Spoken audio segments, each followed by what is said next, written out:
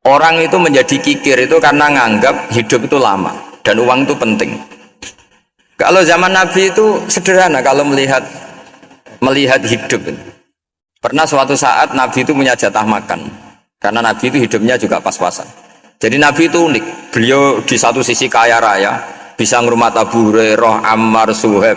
Ashabu Sufa itu dirawat Nabi semua. Itu kan kaya, bisa ngerawat sekian orang. Tapi di sisi yang lain untuk pribadinya beliau miskin. Kadang nggak bisa makan hari itu.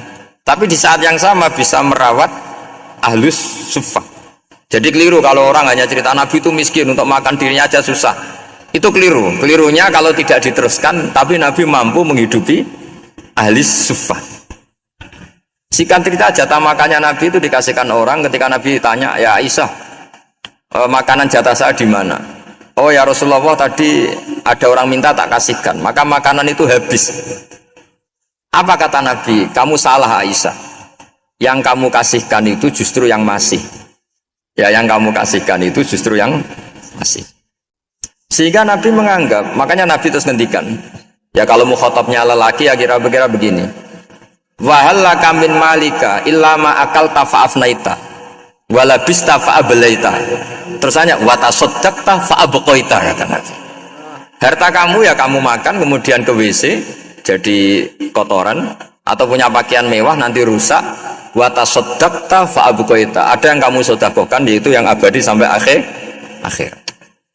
Sehingga banyak pengusaha yang mencintai saya setelah tak ajari hadis itu, misalnya punya uang 1 miliar karena dia spekulan atau pedagang rawan bangkrut, disedekahkan ke masjid 50 juta, yaitu yang abadi. Jadi kalau suatu saat bangkrut, dia masih punya uang 50 juta di akhirat.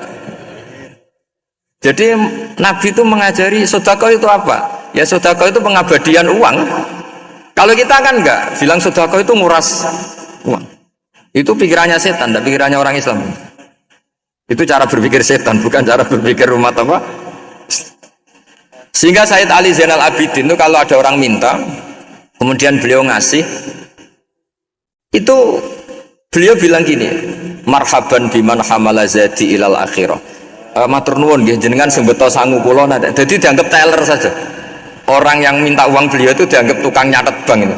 Karena sudah ditabungkan, ya sudah. Kalau kita kan enggak, wah pengemis tuh ganggu gini-gini. Kecuali pengemis profesi ya mungkin kita agak-agak enak. Mari zaman akhir tuh ada pengemis apa? Profesi. Jadi repot tuh.